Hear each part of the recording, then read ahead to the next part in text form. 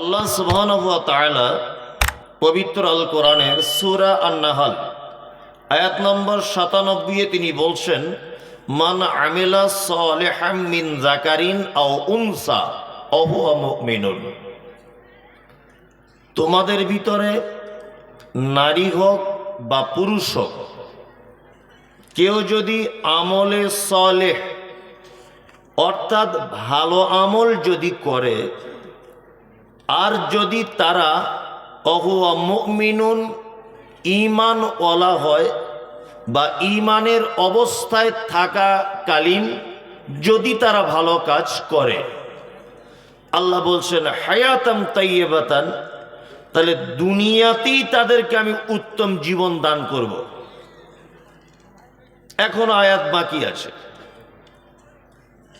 আল্লাহ সুবহানাহু ওয়া তাআলা বলছেন, তোমাদের ভিতরে নারী পুরুষ যে কেউ হোক, যদি আমলে সালেহ যদি করে, তাহলে তারা যদি ঈমানের অবস্থায় যদি করে, তাহলে তাদের জন্য দুনিয়াতেই আমি উত্তম বসবাসের ব্যবস্থা করে দেব। এতটুকু আয়াতটার তর্জমাটা করলাম, এখনো আয়াত বাকি। এখানে আমাদের দুটো থেকে তিনটে জিনিস মাথায় নিতে হবে। এক, পবিত্র আল কোরআনে আল্লাহ সুবহানাহু ওয়া তাআলা যত জায়গায় মানুষের আমল করার ব্যাপারে তাগিদ করেছেন, সমস্ত জায়গায় শব্দ ব্যবহার করেছেন, নয় আহসানু আমালা, নয় আমলে সালেহ। সূরা মুলকের ভিতর আল্লাহ তাআলা বলছেন, লিয়াবলুয়াকুম আইয়ুকুম আহসানু আমালা। হায়াত এবং মওত কেন আমি সৃষ্টি করলাম? আমি তোমাদের পরীক্ষা করব যে তোমাদের ভিতরে উত্তম আমলকারীকে। এখানে বলা হচ্ছে আহসানু আমালা। আমরা সূরা ৩-এ দেখি, ইল্লাল্লাযীনা আমানু ওয়া আমিলুস সলিহাত, যারা ঈমান আনে আর সৎ কর্ম করে, আমলে সালেহ যারা করে। আর অত্তর আয়াতে আল্লাহ সুবহানাহু ওয়া তাআলা বলছেন, মান আমিলা সালিহাম মিন যাকারিন আও উনসা, নারী পুরুষ যে কেউ করে সৎ কাজ, ভালো কাজ।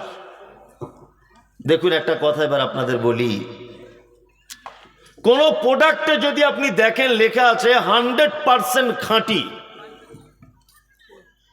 তাহলে এই লেখাটা দেখে আপনাকে বুঝে নিতে হবে নিশ্চয়ই একই প্রোডাক্ট অন্য কোম্পানিতে ভেজাল ধরা পড়েছে, তাই না? ওই কারণে এই কোম্পানি তার মালে জনগণের মনে বিশ্বাস যোগাবার জন্য বলছে আমার মালটা 100% খাঁটি, তাই না?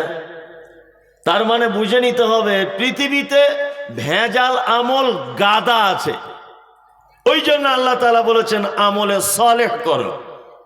আল্লাহ যদি শুধু বলতেন আমল করো, এটা একরকম, কিন্তু আল্লাহ বলছেন আমল তো অনেক, তার ভিতরে উত্তম আমলটা তোমরা করো, সালেহ সৎ আমলটা তোমরা করো। বাজারে অনেক আমল আছে না, যার সঙ্গে হাদিস কোরআনে কোনো সম্পর্ক নেই? আছে, আছে। একজন মানুষ, মুমূর্ষ মানুষ, মারা যাচ্ছেন, বিছানায় শুয়ে আছে, আপনি কি করবেন?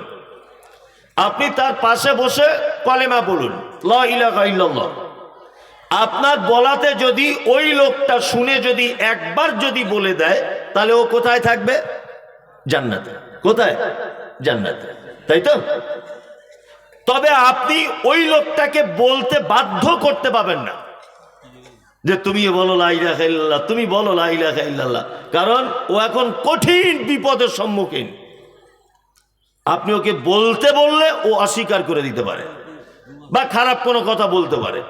ওই জন্য আপনি তার পাশে বসে বলুন, আপনার শোনাতে যদি ও বলে দেয়, তাহলে ওর থাকার জায়গা হয়ে যাবে জান্নাতে। এটা মুহাম্মদ সাল্লাল্লাহু আলাইহি ওয়াসাল্লামের শিক্ষা। কিন্তু আমাদের, আপনার আব্বা মৃত্যু যন্ত্রণায় ছটফট করছে, আর আপনি গ্রামে ঘুরে ঘুরে দেখছেন যে কটা মাদ্রাসার ছেলে আছে দেখি, তাদেরকে ডেকে এনে যদি একটু ইয়াসিন সূরাটা অন্তত পক্ষে পড়া যায়, তাহলে মনে হয় যন্ত্রণাটা একটু কমে যাবে, তাই না? এটা অনেক জায়গাতে হচ্ছে কি হচ্ছে না? মানুষ দেখবেন দুলে দুলে দুলে দুলে কোরআন মাজিদ পড়ছে, তাই না? আর মানুষ খুব চালাক, বিশাল চালাক এখন বর্তমানের মানুষ। এত চালাক, সহজে জান্নাতে যাবার রাস্তা বার করে দিয়েছে। কি বলুন তো? ও নিজের ছেলেকে দামি স্কুলে ভর্তি করে গরিবের ছেলেকে দিয়ে 200 টাকায় ওর বাপের জন্য দোয়া করিয়ে নিচ্ছে। কি বললাম বুঝলেন না? খুব শর্টে জান্নাতে যাবার রাস্তা। ওর নিজের বেটা একটা মাদ্রাসায় পড়ায়নি। কি বললাম বুঝতে পারছেন? এলাকায় খুঁজলেন, ও 4টে বেটা, একজন ডাক্তার, একজন মাস্টার, একজন প্রফেসর, আর একজন ওই ব্যাঙ্গালোরে আছে কি একটা ডিগ্রি করছে। আর জলসাতে আছে 50,000 টাকা দিয়ে বলছে মাদ্রাসার প্রতি আমার ভালোবাসা খুব, একটু দোয়া করে দেবেন। আর বক্তারাও তো সেই রকম দোয়া, যেমন টাকা তেমন দোয়া করে দিচ্ছে। একদম জান্নাতে ওকে পৌঁছে দিয়ে তবে আসছে। মানে কি সস্তায় জান্নাতে যাবার একটা লাইন, তাই না? হ্যাঁ। অথচ মুহাম্মদ সাল্লাল্লাহু আলাইহি ওয়াসাল্লাম বলেছেন তালাবুল ইলমি ফরিজাতুন আলা কুল্লি মুসলিমিন, প্রতিটা মুসলিম নরনারীর উপরে দ্বীনের শিক্ষা অর্জন করা ফরজ। ও নিজের বেটাকে দ্বীনের শিক্ষা অর্জন করালো না, অথচ ওই লোকের আব্বা মারা গেছে, ও মাদ্রাসার সমস্ত মৌলভী সাহেবকে দিয়ে দোয়া করিয়ে ওর বাপকে জান্নাতে পাঠাবার চেষ্টা করছে। করছে কি করছে না? মানে এই যে কত রকমের চালাকি আছে, আল্লাহু আকবার। আল্লাহ তুমি জাতিকে হেফাজত করো। আমিন। তাহলে ইয়াসিন পড়া এটা মুহাম্মদ সাল্লাল্লাহু আলাইহি ওয়াসাল্লামের পদ্ধতি নয়। আপনারা আর একটা জিনিস বলছি, শুনতে ভালো লাগবে, মজাও লাগবে, জ্ঞানও আছে। খুব সামান্য ব্যাপার, যদিও এগুলো আমাদের সহিহ আকীদার জ্ঞানে হয় না, কিন্তু হচ্ছে বর্তমান বাজারে। দেখবেন শাবান মাসের 15 তারিখে খালা হালুয়া করেছে, বুঝলেন? খালা হালুয়া করেছে। তা খালাকে জিজ্ঞেস করছি, খালা তুমি হালুয়া কেন করলে?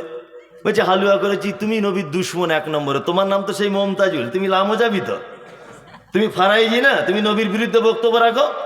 বলছি না খালা এরকম কথা বলিও না। তা তুমি হালুয়া করলে কেন বলো?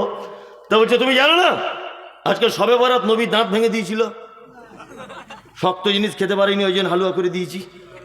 বলছে হালুয়া করা সুন্নাত। এবার আপনাদের একটা মানে কি যে এসব বক্তব্য মার্কেটে চলছে আর মানুষ শুনছে, খারাপ আমল আর ভালো আমল এটা আপনাকে বোঝাচ্ছি আমি। তা ভালো, খালা হালুয়া করেছে কত তারিখে? শাবান মাসের 15 তারিখে। তাহলে শাবান মাস পূরণ হতে এখনো কদিন বাকি? 15 দিন। শাবানের পরের মাসটার নাম কি? রমজান। রমজানের পরের মাসটার নাম শাওয়াল। তাহলে শাবানের 15 দিন, রমজানের 1 মাস, হলো 1 মাস 15 দিন। এখনো পর্যন্ত আল্লাহ নবী সাল্লাল্লাহু আলাইহি ওয়াসাল্লামের দাঁত ভাঙেনি। কি বললাম বুঝলেন? দাঁত ভাঙছে কবে? শাওয়াল মাসের 7 তারিখে উহুদের মাঠে। তার মানে খালা আল্লাহ রসুল মারা যাওয়ার 1 মাস 23 দিন আগে, 1 মাস 22 দিন আগে হালুয়া করে বসে আছে, এখনো দাঁত ভাঙা হয়নি। মানে ও শয়তানের থেকেও একটা উঁচু পিড়েতে বসবাস করে, মানে ও চায় নবীর দাঁত ভাঙুক, তাই না? ওই জন্য আগে থেকে হালুয়া করে বসে আছে। এটা একটা খারাপ আমল, এর সঙ্গে ইসলামের কোনো সম্পর্ক নেই। আমলের ব্যাপারে খুব সতর্কতা অবলম্বন করতে হবে আমাদেরকে। যেমন আল্লাহ তাআলা বলছেন আমিলাতুন নাসিবা তাসলা নারান হামিয়া। এক শ্রেণীর মানুষ তারা আমল করবে, আমল করতে করতে করতে করতে করতে করতে তারা ক্লান্ত হয়ে যাবে, তারপরেও তাদেরকে কোথায় দেওয়া হবে? জাহান্নামে দেওয়া হবে। এরা কারা? এরা কারা? এরা কারা? যারা আমল করতে করতে ক্লান্ত হয়ে যাবার পরেও থাকার জায়গা জাহান্নাম। এরা কারা? আল্লাহু আকবার। মুহাম্মদ সাল্লাল্লাহু আলাইহি ওয়াসাল্লাম সম্পর্কে আল্লাহ তাআলা পবিত্র কোরআনের ভিতরে বলছেন ওমা আতাকুমুর রাসূল ফাখুযুহু ওমা নাহাকুম আনহু ফান্তাহু। আমার রাসূল যেটা দেয় সেটা গ্রহণ করো, আমার রাসূল যেটা নিষেধ করে তার থেকে কি দূরে থাকো, তাই তো? এইবার আল্লাহ সুবহানাহু ওয়া তাআলা পবিত্র কোরআনের ভিতরে একাধিক জায়গায় বলছেন আতিউল্লাহ ওয়া আতিউর রাসূল, আমার আনুগত্য করো, সাথে সাথে আনুগত্য করো কার? মুহাম্মদ সাল্লাল্লাহু আলাইহি ওয়াসাল্লামের। তার মানে আমাদের প্রতিটা আমলের ক্ষেত্রে কোন দুটো দিক দেখতে হবে? কোন দুটো দিক? এক, এই আমলটার ব্যাপারে আল্লাহ সুবহানাহু ওয়া তাআলা পবিত্র কোরআনে কিছু বলেছেন কিনা। যদি আল্লাহ না বলে থাকেন, মুহাম্মদ সাল্লাল্লাহু আলাইহি ওয়াসাল্লাম এ ব্যাপারে আদেশ নিষেধ কিছু করেছেন কিনা, এটা দেখা লাগবে কি লাগবে না? লাগবে, লাগবে। আমি আসলে বাস্তব কথাগুলো বেশি বলি তো, ওই জন্য মানুষ খুব গালও দেয়, প্রচুর গাল দেয়। মানে বক্তাদের ভিতরে আমার মতো গাল কেউ খায় না। মানে আমার স্পেশাল গাল দেওয়ারই লোক আছে ঝাড়খণ্ডের দিকে কয়েকজন। কি বললাম বুঝলেন? আপনার মুর্শিদাবাদে একজন আছে আচারওয়ালা, এ কঠিন গালাগালি করে। হ্যাঁ, আমি বর্ধমানে কোনো একটা জায়গায়, বাস্তব ঘটনা এগুলো, বর্ধমানে কোনো এক জায়গায় নামাজ পড়তে আছি, তার নামাজে এখন তাকবীর হচ্ছে, আল্লাহু আকবার আল্লাহু আকবার, আশহাদু আল্লা ইলাহা ইল্লাল্লাহ আশহাদু আন্না মুহাম্মাদার রাসূলুল্লাহ। যখনই বলছে তখন একটা লোক নামাজ পড়েই ধরেছি, আমি ঠোঁট কাটা লোক। চাচা এটা কি ব্যাপার? বলছে ভালো করে দেখে, বলছে তোমাকে সে মোবাইলে দেখি, তুমি তো সে নবীর দুশমন। আচ্ছা, আমি নবীর দুশমন? তো আমি তো 1 নম্বর নবীর দুশমন, তুমি জানো না এটা? যে না। তুমি এরকম চুমু করলে কেন? বলছে তুমি কি নবীকে ভালোবাসো না? আমি তোমার থেকে বেশি বাসি। বলছে তাহলে তুমি চুমু কেন খেলে না? বলছে আপনি কেন খেলেন চুমু? কিসের ভিত্তিতে খেলেন? তো বলছে না, ও নবীর মতো লোকের নাম শুনলে চুমু খেতে হবে না। আচ্ছা বাহ, আপনার তো ভালো বুদ্ধি। আচ্ছা বলুন তো, আপনার কথা অনুযায়ী আল্লাহ বেশি বড় না নবী বেশি বড় সব দিক দিয়ে? ও নিজে তখন বলছে আল্লাহ। আচ্ছা আচ্ছা, তারপরে পরেই বলছে তারপরেই নবী। তাহলে আপনি বলুন, তাকবীর যখন দিচ্ছে মুয়াজ্জিন, আল্লাহু আকবার আল্লাহু আকবার, কবার আল্লাহ বললো? 2 বার। আর তুমি নবীর নাম শুনলে কবার চুমুটা মারো? বলছে মিনিমাম 3 বার মারি। তাহলে এবার বলো নবীর থেকে আল্লাহ কত বড়? বলছে এটা কি আর বলা যায়? কোটি কোটি কোটি কোটি গুণ বড়। ধরে নাও 1 কোটি গুণ বড় হবে। বলছে 1 কোটি গুণ ধরে নাও। তাহলে নবীর নাম শুনলে যদি 3 বার চুমু মারো, তাহলে আল্লাহর নাম শুনলে তো 2 বার হয়ে গেল, 6 কোটি বার চুমু খাওয়া উচিত। তো বলছে তা তো ঠিক, আমাকে তো আগে কোনোদিন এরকম ভেঙে কেউ বলেনি। তুমি চুমু মারো অসুবিধা নয়, তবে এই চুমু মারার কারণেই হয়তো তোমার ঠিকানা জাহান্নাম হতে পারে, কারণ মুহাম্মদ সাল্লাল্লাহু আলাইহি ওয়াসাল্লামের পক্ষ থেকে এরকম কোনো রায় কি নেই, কোনো রায় নেই। ওই জন্য আপনাকে আমলের ব্যাপারে খুব গুরুত্ব দিয়ে দেখতে হবে যে এই আমলটা মুহাম্মদ সাল্লাল্লাহু আলাইহি ওয়াসাল্লামের পক্ষ থেকে কোনো রায় আছে কি না। কারণ আল্লাহ সুবহানাহু ওয়া তাআলা একটা মারাত্মক শব্দ ব্যবহার করছেন কোরআনে, আমিলাতুন নাসিবা তাসলা নারান হামিয়া। আমল করবে, আমল করতে করতে করতে করতে সারা রাত লোকটা নামাজ পড়ছে, ভোরবেলাতে ক্লান্ত হয়ে গেল, কিন্তু তার নামাজটা মুহাম্মদ সাল্লাল্লাহু আলাইহি ওয়াসাল্লামের পদ্ধতিতে হলো না। এই নামাজি থাকার জায়গা জাহান্নাম। খুব সাবধানে থাকবেন। কি বললাম বুঝলেন? এখন আবার কোনো মানুষকে যদি ভুল ত্রুটি ধরিয়ে দেওয়া হয় তা আর এক বিপদ, আর এক বিপদ না। নামাজে যখন সেজদায় যায় তখন পাগুলো কেমন করে রাখতে হয়? এইরা আমার আঙুলের মতো করে। তো একটা লোক এইরকম করে আছে, তা তাকে বলছি চাচা কি এরকম করে? বলছে তোর কবরে তুই যাবি, আমার কবরে আমি যাবো, বেশি ভাত ভাত করে বকবি না। আর এরকম বেশি কিছু ডিস্টার্ব করলেন মসজিদে আসবো না, যদিও বা আসছিলাম আর আসবো না। দেখেন আপনি কাল সকালে প্রমাণ করুন, যান আপনি আপনার মসজিদে জোহরের সময় একটা লোককে আপনি সংশোধন করে দেন যে চাচা হাতটা এইভাবে ধরে আছো, একটু ভালো করে বাঁধো, রুকুটা এইভাবে করো চাচা, ভুল হচ্ছে। কোনো মতেই আপনার কথা শুনবে না। ওর জবাব দিবে এটাই, তুমি কি বড় মৌলভী সাহেব নাকি? আব্দুল কাদেরের পাশে নামাজ পড়েছি কিছু বলে না, আর তুমি কোথাকার কে 4 পয়সা মৌলভী সাহেব? ও এটাই বলবে, বলবে কি বলবে না? বলবে। তার মানে আমরা সংশোধন নিজেকে করতেও চাই না, আর যদি তাকে সংশোধন করার জন্য বলা হয় সে তেলে বেগুনে জ্বলে যায়, জ্বলে যায় না, জ্বলে যায়। বাস্তব চিত্রের একটা কথা আপনাকে বলি, আমি বলে দিচ্ছি এই কথাটা মুহাম্মদ সাল্লাল্লাহু আলাইহি ওয়াসাল্লাম বলেছেন, আমি বলছি এই পদ্ধতিটা মুহাম্মদ সাল্লাল্লাহু আলাইহি ওয়াসাল্লামের পদ্ধতি, আর ও বারবার বলছে পদ্ধতি। আজ থেকে 14 পুরুষ আগে আমার বাপ দাদা করে এসছে, তাহলে সব ভুল? এটা ওর জবাব, জবাব নয়, জবাব। আমি একটা মায়ের সাথে ছোট ছোট করে মানে দুনিয়াবি একটা উদাহরণ দিয়ে মানুষকে বোঝাই, তাহলে খুব সুবিধা হয়। এদের অবস্থা কেমন জানেন? আমি বলি অনেক জায়গাতে, ওই একটা মেথর পায়খানা ঘর পরিষ্কার করতে করতে দুপুরবেলা ক্লান্ত হয়ে গেছে, রাস্তা দিয়ে আস্তে আস্তে একটা গাছতলাতে বিশ্রাম নিচ্ছে। একটা মেথর, মেথর সিমটম কি? তার হাতে একটা বালতি থাকে, একটা ঝাঁটা থাকে, তাই না? এটা দেখলে বোঝা যায় ও মেথর। এখনো রোদ্দুরে গাছের ছায়াতে বসে আছে। তা আর একজন গ্রামে ফেরি করায় আতর বিক্রি করে, আতরওয়ালা। ও এখন কি করছে, ঘুরে ঘুরে ওই গাছতলাতে ছায়াতে এসে বসেছে। এখন বসেই নাক ধরছে এরকম করে, কি ব্যাপার, গন্ধ আসছে। তখন ওই লোকটাকে জিজ্ঞেস করছে, ভাই তুমি কি করো?